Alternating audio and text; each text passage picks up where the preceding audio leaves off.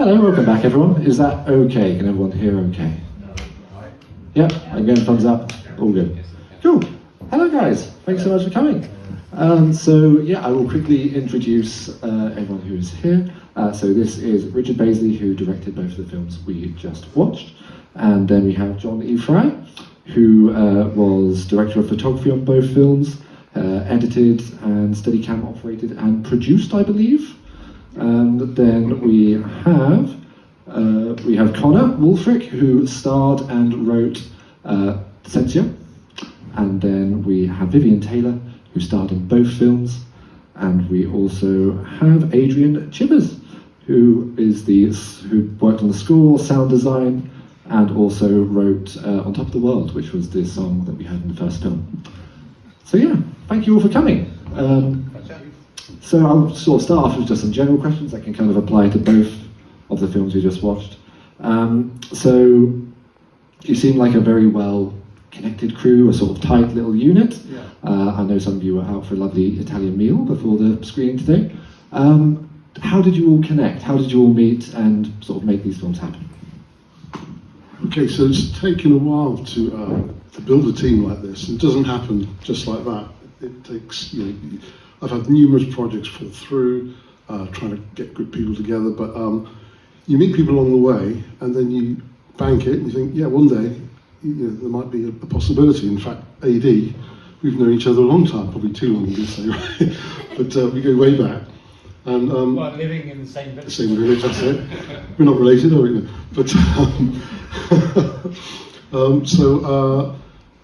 AD gave me a CD of his music one day, going back, and I thought it was fantastic. And I pulled the car over and just listened to the whole thing, and I knew then that it would be great music for a film score, which a lot of it is in Censure, edited and added.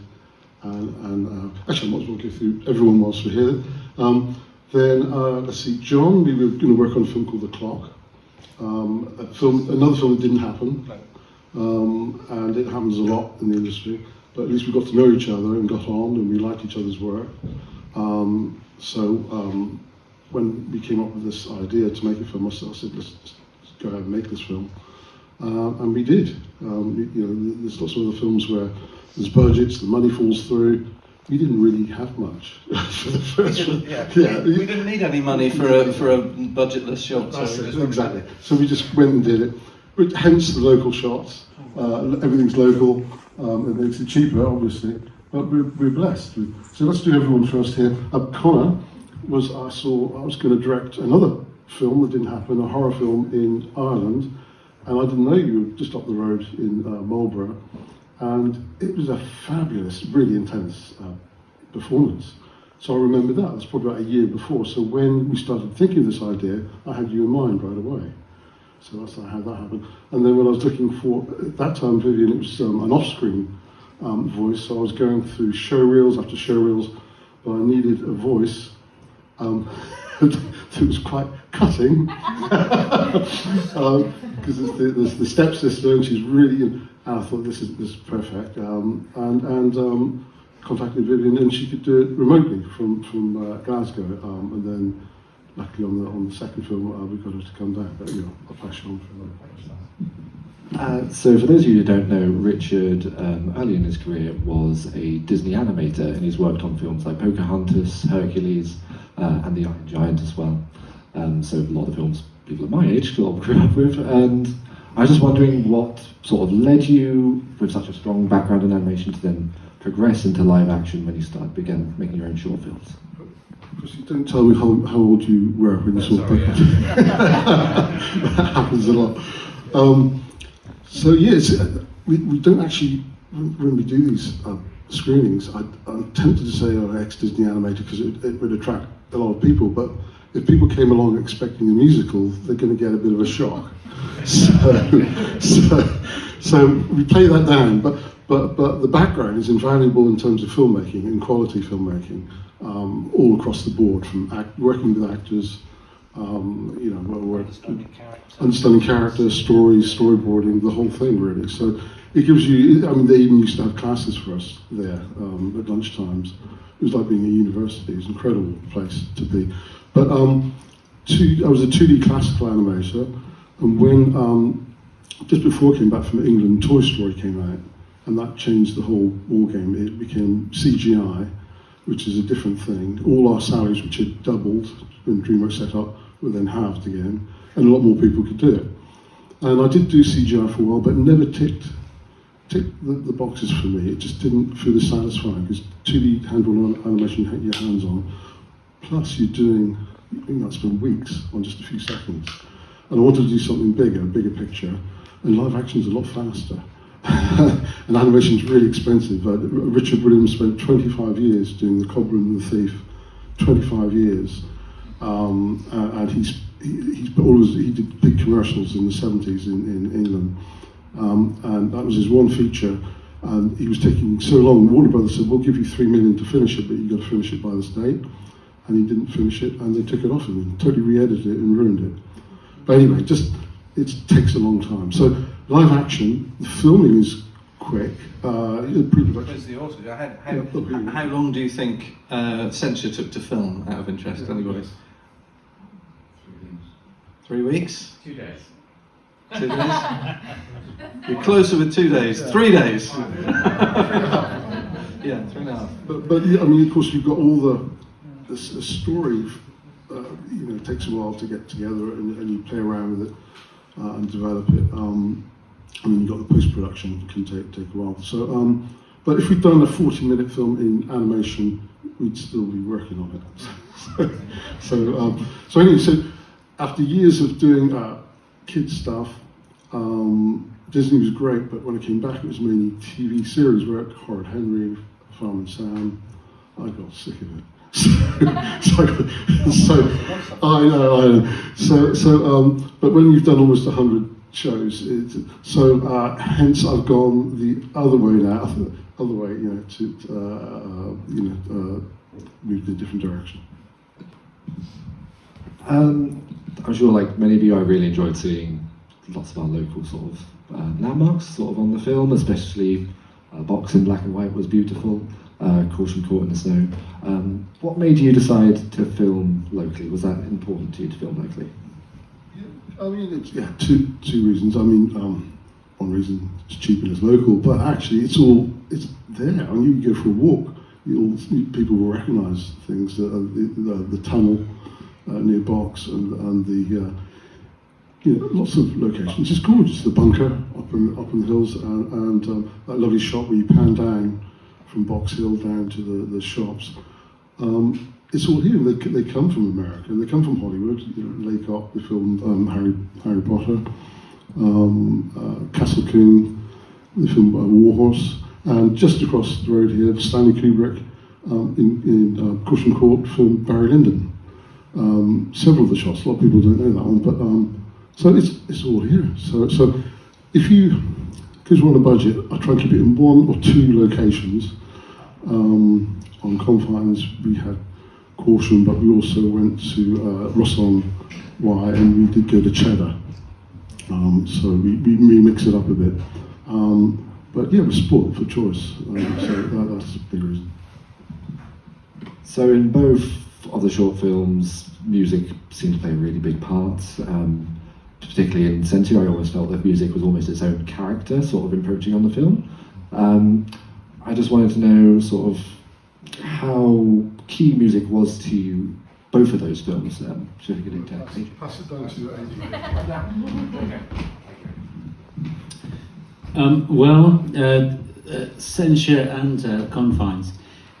Censure initially, as Richard said, we met because we live in the same village, and I gave him this CD of this work that I was doing with a collaboration of many musicians that are based locally here, and musicians that are very, very, I guess, sort of famous in the world of music, and which include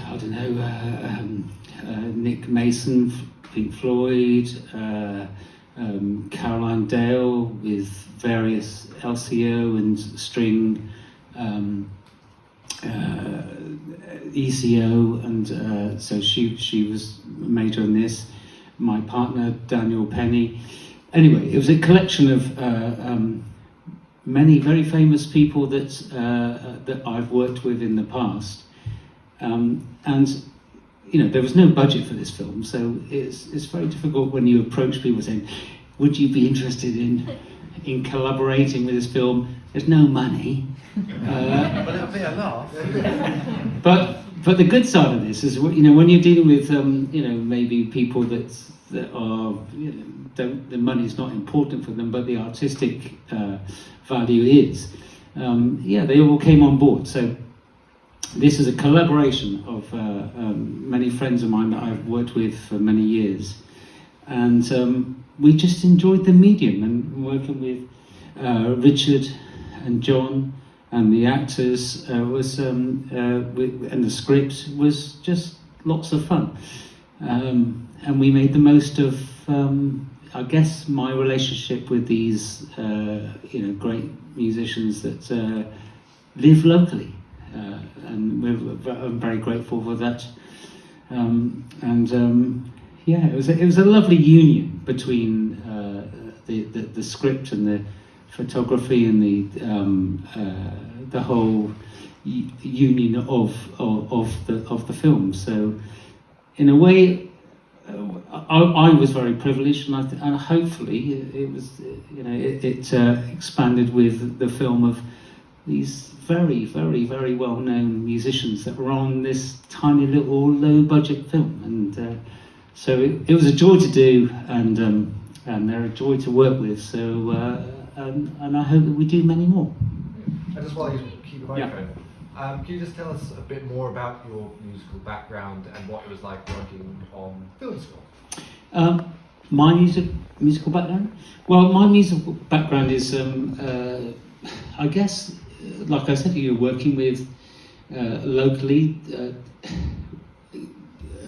I live in Box, and it's very well known for a big studio owned by Peter Gabriel, and I have a relationship with him, and then other people, Nick Mason, who lives in Corsham, and these classical string players that also live locally, and but they live locally, but they obviously work internationally, and we're very privileged to and I'm very privileged to know them and work with them. So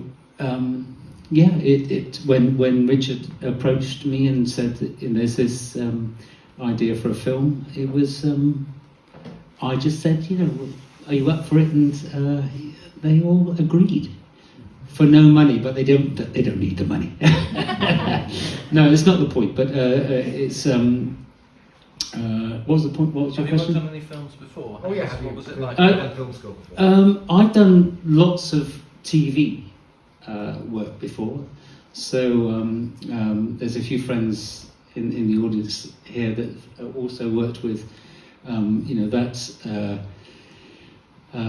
that's medium, and so it's the same thing. Working to picture, music to picture is a really great thing, interesting thing, because you're since you have a picture, your music that you would normally, let's say, produce to a CD or to just normal or a live performance is very, very different to a film. And what I love about producing music to a film is that you can strip back all the I guess the sort of kitchen, just have everything in the mix, to strip down to just cello or just percussion or just guitar, and it's a really different experience, one which I really, really love, and it gives a different take on if you did it just for a public release. And that's what I really love about making music for film, is you can strip it right down, because of course if you just have everything in there, it doesn't necessarily make sense to the picture.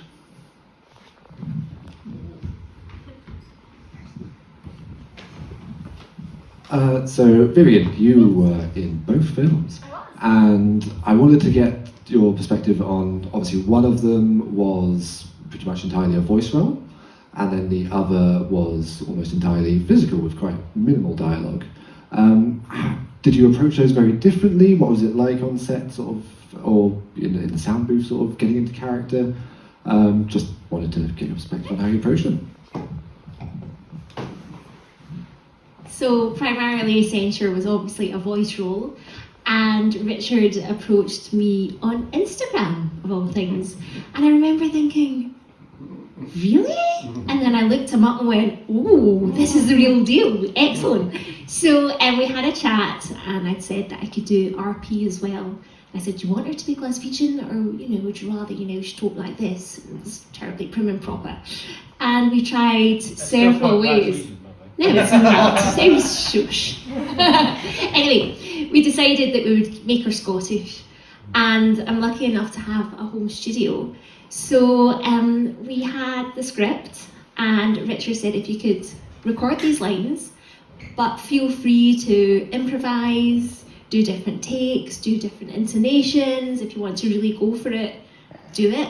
And I had so much fun, I really did, because this was in the middle of lockdown, so all my work had been cancelled.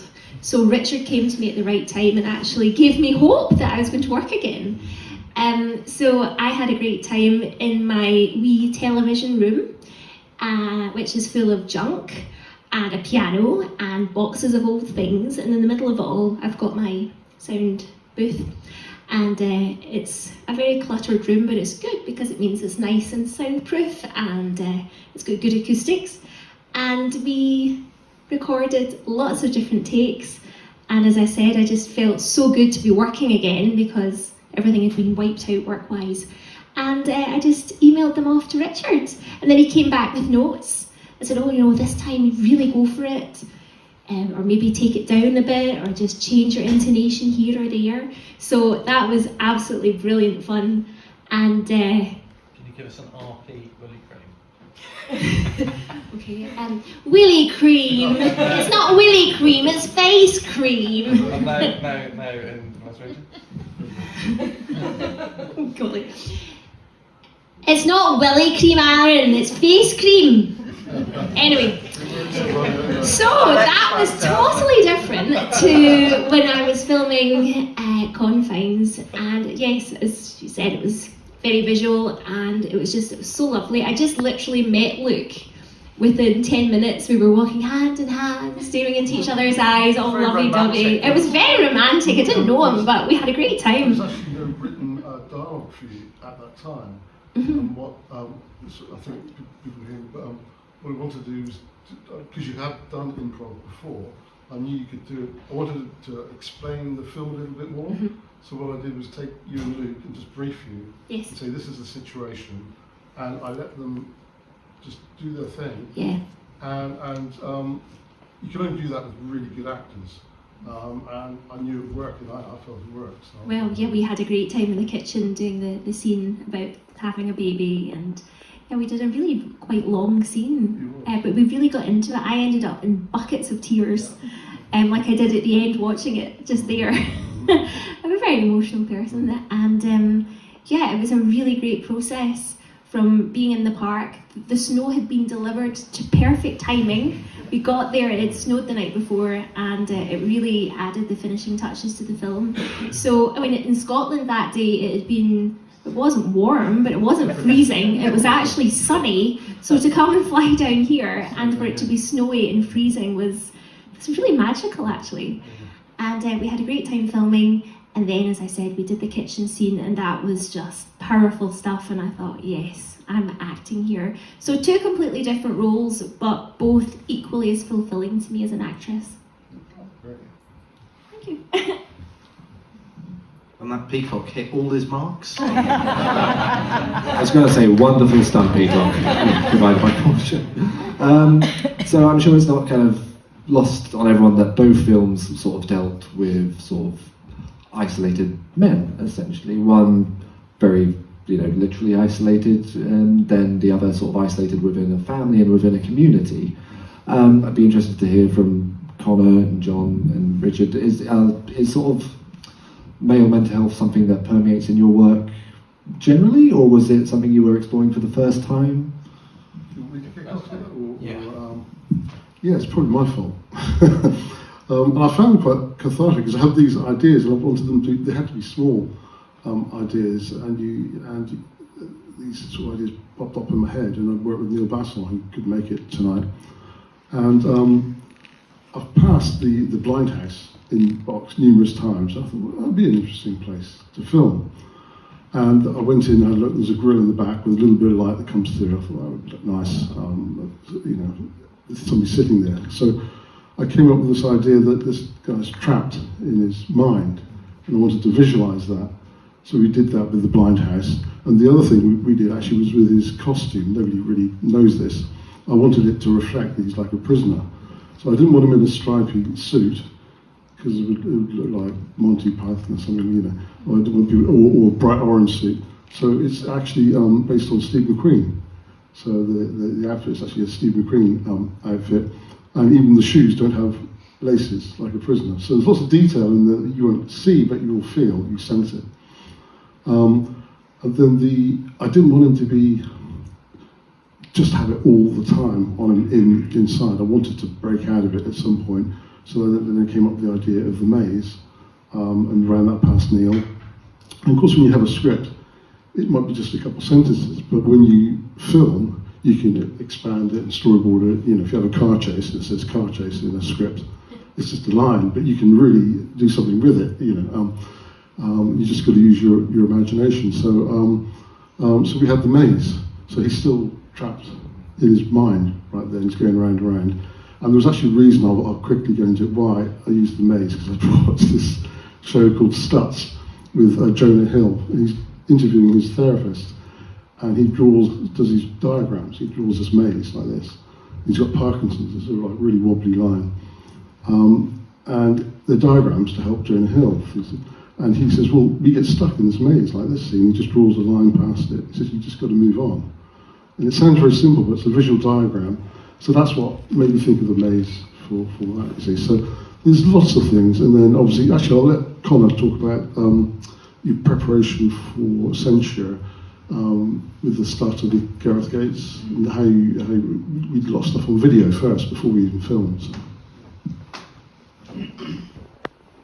So I think, yeah, the Gareth Gates thing is very interesting, because you can see when you watch somebody like Gareth Gates, he's very locked in is the phrase that I'm talking about, because you can see the kind of, he wants to express things and he's conscious that people can see he's trying to express them, and that all adds to the kind of the poison of it, and that's what I really felt with Aaron, and we would discuss it quite a lot and say, like the moments when he's at the dinner table, he can't get the words out, and the only time when he can get the words out is when he's got his freedom, and it kind of, it's a very interesting mix when you can't relate to that level. I had a great upbringing. I had fantastic parents, fantastic sister, and my entire family. I just couldn't relate to that kind of mental torture.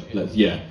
So I just had to take what little bits I could find from my own personal life and add it to that. But I think every bloke in the room will identify with feeling a bit locked in, like you can't say what you want to say, you can't express it, and I think that helped to kind of formulate the kind of person that Aaron was. The dinner table scene especially was very weird, because Ange, who sadly can't be with us tonight, would be, because obviously, yeah, all the characters, no one else was there, so I'm having to try and imagine, and I hadn't heard Vivien's wonderful performance by then, so I'm trying to imagine the fury and the pain and the anger and everything, whilst Angie's off screen going, I'm so glad this time. Not quite the same level of reaction. When was actually pointing, you decided where they were sitting, so you had to remember. Yeah, we had where, just the chairs. Yeah. Tom Conti's voice is on there, so you have to look at Yeah, it was just 3 chairs I had to look at and go, right, that's yeah, okay, that's, and then try and think of the eye lines and everything like that. So yeah, it was a bit tricky, but that was the. I think it's a subject now, especially in men's mental health, very close to everybody's heart, and I think I guess that's why a lot of people come away from that and say, you can relate to it, and you can kind of feel for the guy. And I'm like, really? He's a complete nutter, I think. He's completely lost it, obviously. But you can still, I read it and I was like, I kind of get it. Yeah, as dangerous as that is to say. But John, I don't know if you have anything to add to that? Not especially only in the way that we. In terms of filming, Yeah.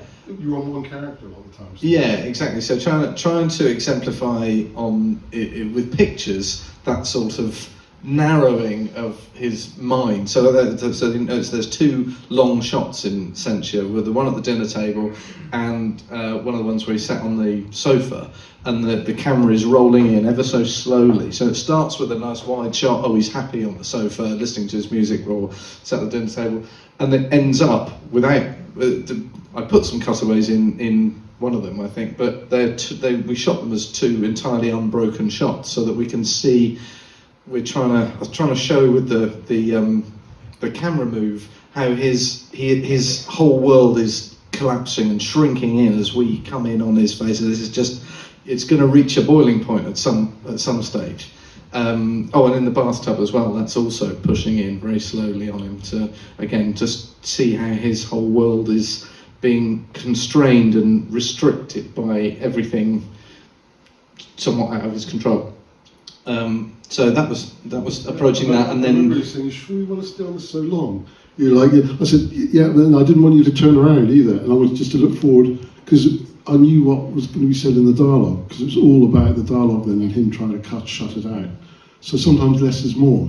So you see a lot of some filmmakers throw the kitchen sink at it and Cutting every 5 seconds, blah blah blah, and we thought actually this is someone who's, your mind doesn't do that. Your mind doesn't jump around too much, especially when you're in that sort of cycle, that spiral going down. So actually having those longer shots made that point, didn't it? And luckily they were interesting enough to keep you visually interested as well for that amount of time. So one of the, I think it's over 4 minutes. One of those shots. It doesn't feel like it, does it? No, which is amazing. And then Confines. Similar again, he's stuck in his own head, but it's a much more of a jumble, isn't it? The whole film is trying to show how his mind is racing around and getting upset and confused and unhappy and sad and everything's overpowering him. So we shot that to try and make that work that way as well and edit it. The funny thing is it was really intense filming in there because it was bloody freezing, and we had layers and layers on, and I said to Luke, "This is what you're wearing, this t-shirt." And he got pretty grumpy because but it actually helped. It helped the intensity. And even at one time, John was in his face like this, and he said, "Would you stop fiddling, stop doing this?" You said, "Well, I've got to adjust the camera." So it was intense, but it worked, I think. Just have another quick question for Connor, which is, there is a scene in Censure where you vindictively eat a whole tub of ice cream. Yes. How bad was the brain freeze? Oh, it was bad. Yeah, it was bad. Yeah. Tell them what you had to do that. The trips to the same. Ignorance is bliss, as they say. When Richard explained what we were going to do with that, I thought, that's fine. Everyone eats ice cream. It's no problem. I can eat ice cream. And we thawed the tub, so you could squeeze it. And everyone, you think, I could, if I was leisurely sat there watching Netflix eating a tub of ice cream, easy. But they said, right, we've got to go for it and get it in one, because obviously once the lid's off, that's kind of it, that's the big moment. So I thought, right, full commitment, let's go for it. And I thought, again, I'll probably get the whole tub done. I don't know, I didn't count, but probably 5 or 6, and I was head over the sink, trying my best not to throw up, and I've never felt brain freeze like it, honestly. It sounds so dramatic, eating, poor me, eating ice cream on a film set. It was, and then the worst thing was we finished it and I was completely, and I've done gas chambers and parva spray in the eye and everything, for the right reasons, not, being arrested or anything, for fun, why not? And that was worse, it was so intense. So, honestly, so I'd come back to the table, kind of helped with it, really. Explain that, what were you were in the forces? I served in the forces for a bit, this is why I wasn't, I'm not an ex-criminal or anything like that. there's nothing wrong with that, obviously, but yeah, we'd spend, I don't know how long. John would just leave the camera there basically, and I looked around the room and everyone's just, and I'm like, and then he says, okay, action again. I just went as hard as I could and then sprinted to the sink. I've never felt the urgency really like that. Kind of like when, you know, if you've had too much to drink and you feel, I'm gonna, yeah. It's very intense, and I didn't forget. Yeah, it was. That was to John and to Richard and everyone. Not, you know, that wasn't in the moment. That was authentic. Yeah. I don't think I touched ice cream for 6 months. Yeah. Well, that's what you get for eating my ice cream. And if you see him outside in the foyer, don't buy him any. So John and Richard, with Censure, how and when did you come to the conclusion that it should be shot in black and white as opposed to in colour? It was actually quite a brave move, because I've done a lot of animation stuff. Yeah, even if I say so. Because it was not safe, even doing the whole thing with one character and the camera on him. The beauty is, it was our film, we could do what we wanted, and that's what I decided. And the reason is, a lot of filmmakers, big filmmakers like Kenneth Branagh, did Belfast in black and white. They can afford colour. Can afford colour. No, but they make a choice to do them in black and white. Like Alfonso Cuarón with Roma. So it makes it more acceptable for other people to do it like that. But I felt it suited the mood, and I knew that about the dance sequence.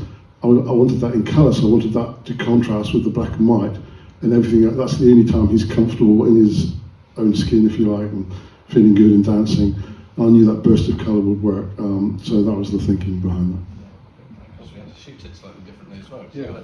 But without, so although you don't think about it, you see brightness and contrast, right? And the contrast doesn't just come from black and white; it comes from colour. Colour contrast. You stand an orange thing next to a green thing, that's a colour contrast. Whereas if you turn it to black and white, that all becomes the same. Yeah. So you have to, as soon as we decided we were going to shoot it black and white, that changed how we were going to shoot and light everything, particularly lighting very specifically, because, you know, otherwise, again, all the colour contrast disappears, and you end up you lose a load of the contrast that's already in a normal colour image. So you have to create that contrast elsewhere. So it doesn't look like it, but there's usually quite a few lights on Connor, especially on that scene at the end. I think there are 4 or 5 different lights on you for that, just to pick up all those extra little bits and give shadow where it wouldn't be, because, you know, obviously contrast is from forming the shadow and the light. So yeah, it made quite a big difference how we shot it.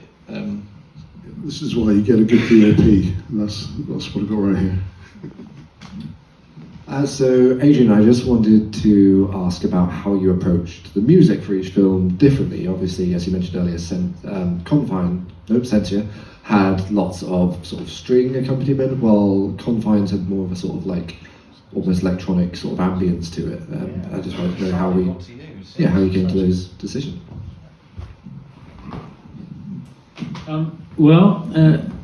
Essentially there was the same lineup of musicians, but as I said before, with stripping back the music, when I was approached with Confines, a shorter film and much more essential proper monologue. You know, you can't have. I thought that it didn't need a tremendous amount of musical changes, and it needed much more soundscape, really. So there was lots of underscore rather than in-your-face sort of music, because there was so much dialogue. You know, it's an interesting approach, that, because being a musician, you know, essentially you want to pile it all on. You want to sort of be dynamic with your with the music. But when I saw the rushes back, I could tell that it just, you know, there was a difference. It just needed to be really stripped back, and much more of an underscore with much more dramatic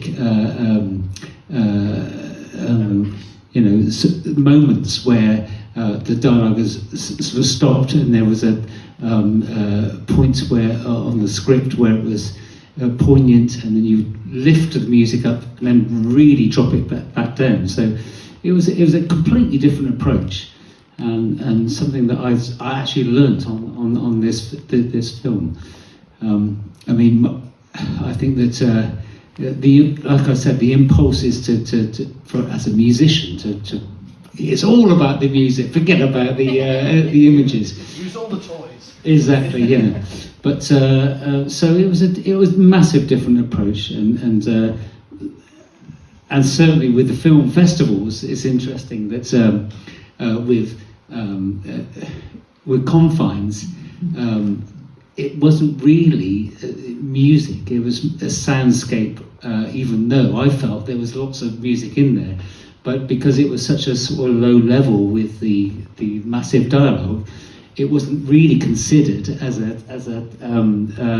music score. Whereas the first film was much more elevated music score, because there was a lot more space for the music, and so I mean, yes, the first film won lots of awards for the music.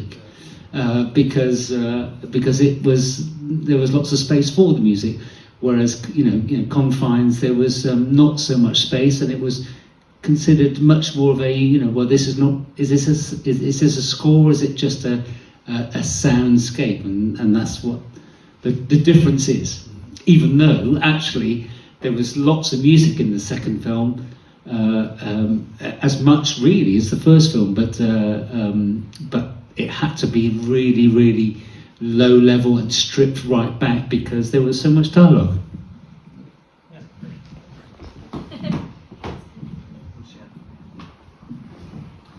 So I'll ask two more questions and then I'll throw it open to anyone else who wants to ask questions. The films, I kind of end quite differently in terms of, I think, how we are left feeling. One of them, I feel fairly bleak in its outcome, and then the other hopeful, and it literally has light at the end of the tunnel. I was just curious, Richard, in between the making of those films or through the process of making them, do you feel your perspective kind of changed, your outlook on things? No. No, it's all about the story and what works for the script and the idea. And so the first one, it was dark, and it was I had very much Hitchcock more minded, the twists that he has, very Hitchcockian. There's that final cup of tea, isn't there, on the nightstand in the last shot? So David Audrey, doesn't he take it? That's the question. So the second one, there is an element of hope for those that are more hopeful out there, hopefully. So, but again, it's all personal circumstances. No, it's just all about what's right for the idea in the film. So, final question for me. Confines has like a really great line that stuck with me, and it was to do with the pandemic, which was humans in their absence of one another seem not to have missed the warmth but the cold. And I think it is quite haunting, and I feel like a lot of people probably might feel that way post-pandemic in terms of, seeing just certain things that have happened in the world and feeling that shared community that began to grow has sort of dissipated a bit. I just wanted to know what effect the pandemic and the years since has sort of had on each of you, if you're happy to share, as sort of respective artists and in your own right. Where should we start? Should we go down? So how the pandemic affect? Well, it's interesting. I think a lot of people reassessed their lives and what they wanted to do with it, because you had so much time to think. And my wife will laugh. I ended up doing a lot of stuff in the garden and switching off and having a complete break. He does have his own bar in the garden.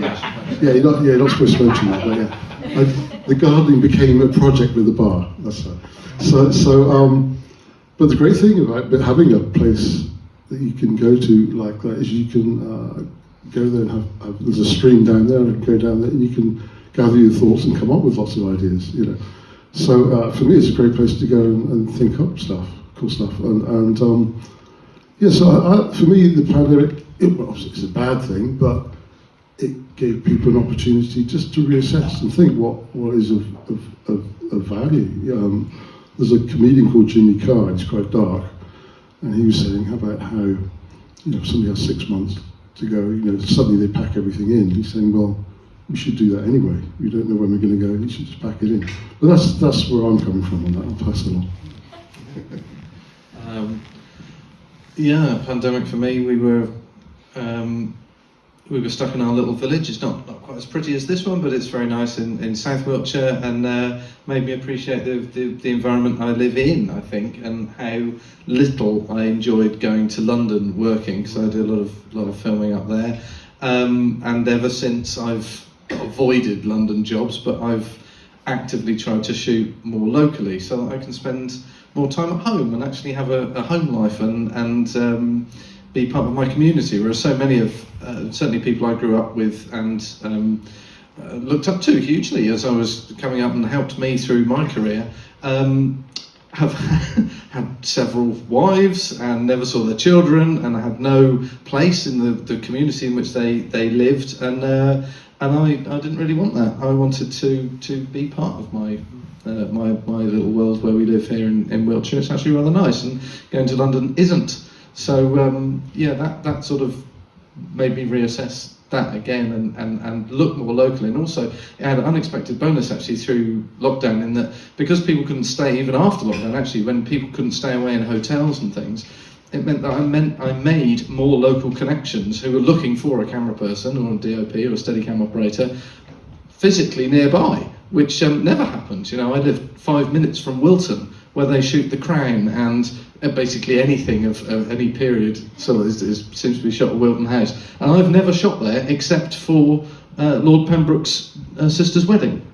Actually, you know, I was a local cameraman for that. But yeah, since pandemic happened, suddenly calls are coming in for people geographically located in these areas, rather than passing colleagues from London on the motorway coming down to where I live and me going the other way. So that it was actually useful from that stage, and nice to be able to shoot a bit closer to home and not spend all my time on the motorway. I had a very novel experience. I had a full-time job during lockdown, which the idea of furlough, when somebody said you're going to be paid to not work, was a complete liberation for me. And of course, it was shortly lived, because we all know everybody suffered during lockdown when it sort of kicked in, what it really meant in isolation and all that sort of thing. But I found it was very, it kind of pushed me into a creative corner. I couldn't do it. I was working in the gym at the time, so I couldn't do any of that work. I couldn't kind of I was managing the gym, I couldn't do any of that stuff. And I just had all of the excuses I needed to just do anything creative. So I did some kind of videos, I did some screenwriting as well. I did a little a sitcom script. So I think I really enjoyed the first bit. I was living with mum and dad, so I was getting just weighted on hand and foot. I did very, very good.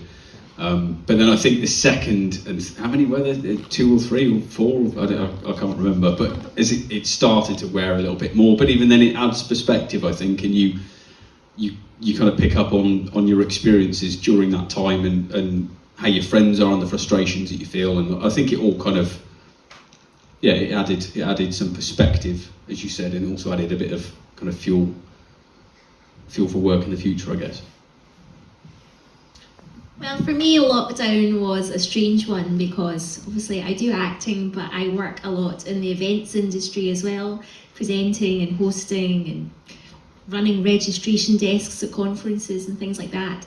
And basically I just saw everything get cancelled from my diary, and I royally freaked out and thought, what am I going to do? And then I thought, hang on, everyone's in the same boat, relax, it's going to be okay.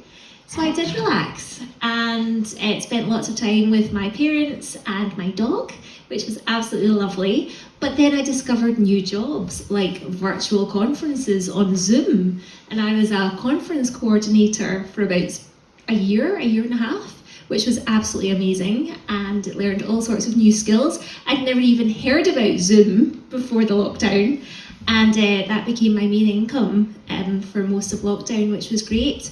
I also learned how to DJ, which was great fun, and I've used that quite a lot since. And just used it to connect with new people. I don't think it really took off, but there was it's still there, a social media network called Clubhouse.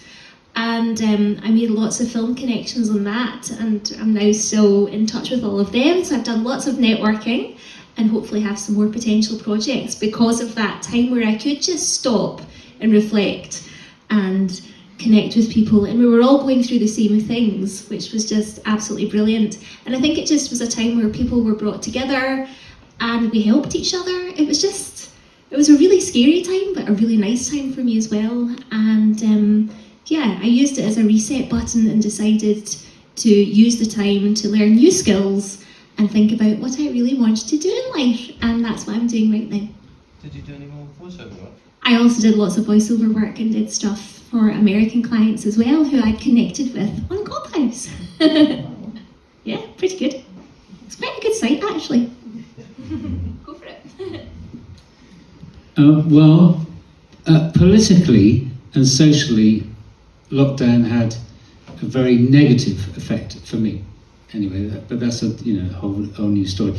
But creatively, in my industry, and I would imagine the same with filmmakers and anyone in the creative industry, it had a very positive effect. And so there was all of a sudden there was all these colleagues and people that were approaching me and my friends for these projects that probably they wouldn't have done if they were not restricted with not being able to socialise and do it naturally.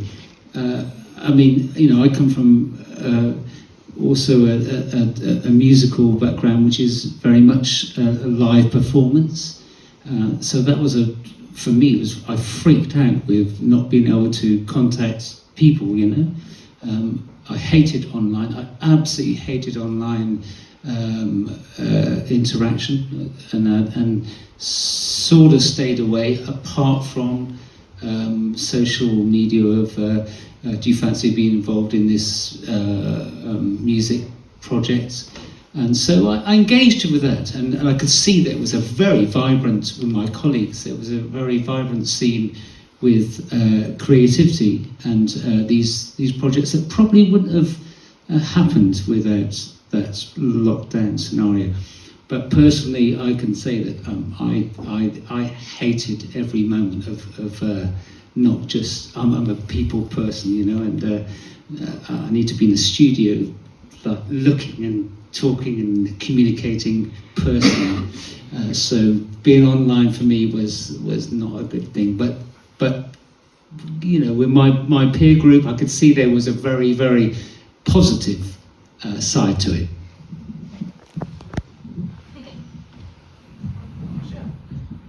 Lovely, thank you guys, and I'm glad that it allowed these films to be created at that time. And fantastic. Did anyone want to ask a question? Richard does. Oh, go on. Oh, Ted does. No, I'm just. You mentioned about. I enjoyed both films immensely. You mentioned about the fact it actually took 3 days to film, or one of them. And I'm just intrigued about the timing because I know Box very well, and because of the dismal weather, it actually did look quite dour at certain points, which I thought was really quite clever. Of course, and in the second film, you were very lucky with the snow. You can't engineer that one. So my question is, on a low budget film, did you time your filming to seek or the possibility of the weather not being great? Right. It might have been a different film in the summertime. Yeah, no, we were just very, very lucky. You cannot predict the weather at all. Now, if you've got a budget or a decent budget, you can reshoot another day or cancel. We were pretty much locked in with what we got. Yeah. We did look at the forecast in the morning. So if it was going to rain after lunch, we knew we had to try and get those outdoor stuff done before then, and likewise the other way around. But yeah, the snow was just like. There's a lot because I've had other films where it's been bad luck, and the snow. In fact, we were going to film in Manchester, and I helped raise quite a bit of money for that one, and we went up and it snowed and it shut the whole thing down, and we've never been able to make it since. It's gone. So what time of the year was Censure filmed? Oh my goodness. It's going back now. Winter. It was winter. Yeah, it was winter. So the funny thing is with the tunnel, I've walked through there a million times. It's a really cool tunnel. I thought that looked great, but it rained a bit, and you had water on the floor and the reflections. So we lucked out. And also the wind. we had a wind effect. Yeah, I remember that. That was a nice one. But what sticks out of my mind was John. I'd forgotten your wellies. So you wore your wife's wellies, was it? With the flowers on? Yeah. And it's on the BBC homepage. Yeah. Just tickled me up. And she hadn't told me that they weren't entirely waterproof anymore. And then with Confines, because of my previous experience with snow, we didn't know it was coming at all, and then it started, and I had to go down to the airport to pick Vivien up, and I was terrified that she'd come down for it wouldn't land, and we'd have to reschedule. I was doing a lot. I don't do schedules, but I was doing schedules because we have to share a lot of the burden. So I drove down to Bristol Airport, and the snow had all gone. I thought, well, damn it, if the snow's going to fall, I want to damn well see it. But when I drove back to Corsham, it was still magically there. It looked amazing. And these are the shots you see. It looks absolutely phenomenal. I've worked on films like Blind Witch in the Wardrobe, all green screen, with snow machines and props and everything to make it look like winter. We got the real deal there, but we were just very, very lucky. But great question. Ooh, I'm stuck on a shoe. Anyone else? Yes, sir. Yeah, I'd be really interested to hear about the sort of shot processing on Censure in terms of how much of it you can plan up front and how much of it turns into opportunistic when you get to location, particularly around sort of grabbing cutaways and thinking we can do stuff in the edit if we get bits and bobs. So how much is sort of locked in and how much you sort of using the space as well and just sort of working shots as you go back? Oh, it was. I know, it's probably about 50-50. Okay. So we'd had a walk around box before, hadn't we, and looked at locations and thought where shots would do, and I'd take some pictures on my phone so I know what sort of rough angles we can get on things. But then, of course, then you add Connor and the way he moves through a space. So yeah, well, probably a bit more than 50-50 actually. There's probably more like 60 or 70-30 opportunistic, because all those wonderful environments are there, and you just want to shoot everything. So you see a great view, and you put Connor in it. There was a lot of that. But we knew what we had to, the story we had to tell. So as long as we can put him in an environment which adds to that, rather than just sort of elongates it, there's a lot of opportunistic. But we knew the areas we needed to go, and we knew the script we needed to cover, and then it was find the shot that does it the best. Normally, I storyboard a lot of stuff, and animation things are storyboarded to a ridiculous time. And in live action, you don't have to do as many. On a TV series, sometimes like 1,000 drawings, on a 10-minute episode. But with live action, you don't have to do that many. And I'd had a few. I did a few, and then thumbnails on. I had a few projects fall through where I'm still owed a lot of money from storyboarding, probably like 20 grand on a film that never got made. So now I do a shot list, which is a lot quicker, and thumbnails. If we get a bigger budget, we'll do actually the next one. I want to do more extensive boards, but it takes time. It takes a lot of time. So a lot of the shots, some of them also are in my head. So they weren't in the script. The ones at Corsham Court. I wanted some shots of a couple having a good time in the past.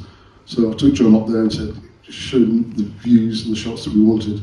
And those are what you see there. And actually, John will then actually do quite a few opportunity shots. Well, here's a good one.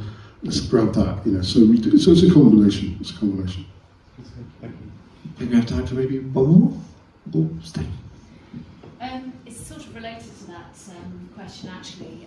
One of the things I enjoyed in both films was your close-ups. That frame looked really tight. Yeah. And for an audience member, that's very effective, and you're right in with the emotion there.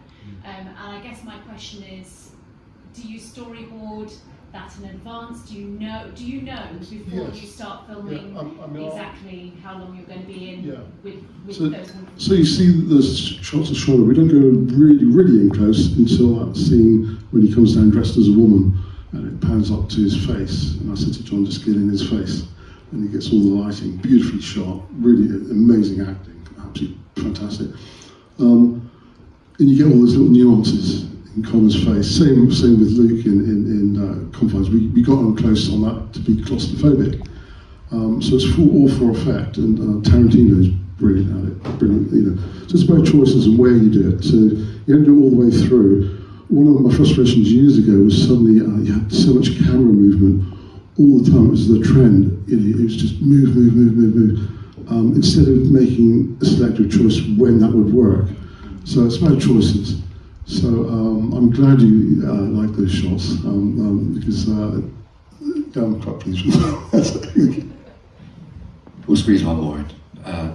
Gentleman in top left. Sorry, I'm an hour late for work, so I wanted to say this. So I noticed when I was watching Censure that the decision to not film the family for the very last scene was really fresh. I noticed it in the first scene when they were all together, and so I was looking to see if that was going to continue throughout the whole film, which it did. And obviously that creates atmosphere and mood, and draws you more into that character, doesn't it? But then I realised towards the end of the film, it comes with a massive bonus, and that is that it probably saved you hours or days of filming. You didn't have to constantly reset and film all the other angles. So did you just work on both of those things before you came to film actually, the idea came out of lockdown when we couldn't get close to people and everything had to be, you know, separated. So I came up with that idea that how do we do film cheaply and effectively? And it actually became a really creative idea. And there was another film that I was going to work on that wouldn't have been anywhere near as good, that would have cost a hell of a lot, with tons of actors. It doesn't matter how much, it's all about the idea and what you do with it. So sometimes when you have limited resources in Confines, we again had limited resources. We had 2 actors, Vivien and Luke, and there's a scene with the boy. Originally, I was going to have him come out of the dark, just his face come out and go, hello. And we were looking at the money and was, oh God, we haven't got that much. So we had this toy car, so I went off and bought for a £5 little metal toy boy and put it down there. It saved us hundreds of pounds, just doing that. But creatively, it's pretty cool. Sometimes you come up with these ideas and you think, oh, I wonder if this is going to work. But they seem to have worked. So, yeah, nice one, thank you. It had another bonus, that ethos. So yeah, it obviously saved a lot of time and money, but it also had the effect of not giving you a clear chronology of Censure. So are we watching, does this scene follow this scene? Does this scene follow this scene?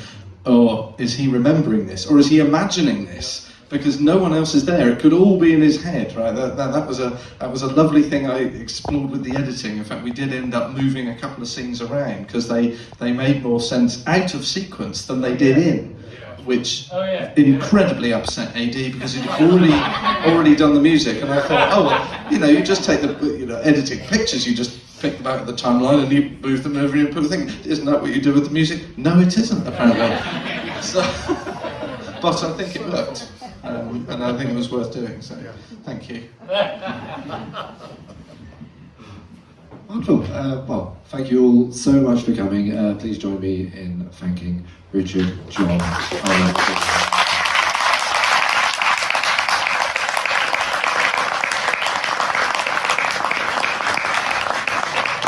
I believe you guys might be hanging out in the bar afterwards if you want to catch up. Thank you to everyone here. It feels like all of Corsham's come with Censure shots.